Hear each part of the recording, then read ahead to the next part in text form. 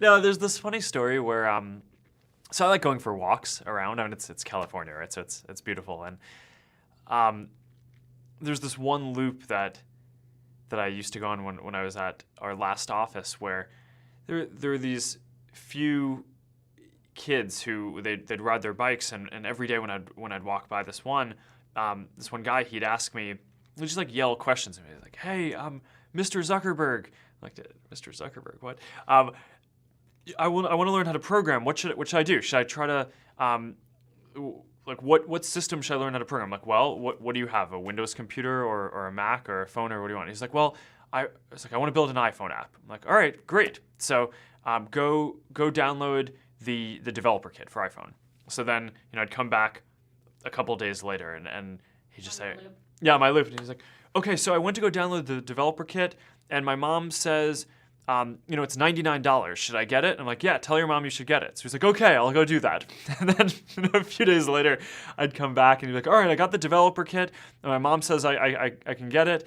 So now what's the first thing that I should get started doing? So I'm like, all right, well, first try to learn this. And then like this would just go on for weeks. And I can't say I didn't teach him how to program, but it was really gratifying to know that in some small way, maybe I could help out teaching the next. When I think about what we're going to be teaching in schools 5, 10, 15 years from now, I definitely think that computer science, or at least basic programming, is going to be as important of a skill as being able to do basic reading and writing.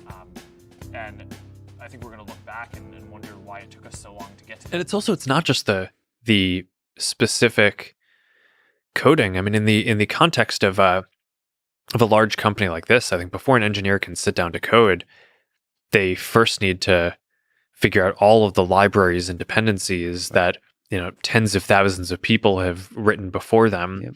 And one of the things that I'm excited about that we're working on is it's not just tools that help engineers code. It's tools that can help summarize the whole knowledge base and help people be able to navigate all the internal information. I mean, I think that's in the experiments that I've done with this stuff. I mean, that's on the public stuff. You just ask one of these models to build you a script that does anything, and it basically already understands what the best libraries are to do that thing and pulls them in automatically. I think that's super powerful. That was always the most annoying part of coding, was that you had to spend all this time actually figuring out what the resources were that you were supposed to import before you could actually start building the thing. Yeah. The world is changing. Things are evolving. You don't need to be a genius in order to code.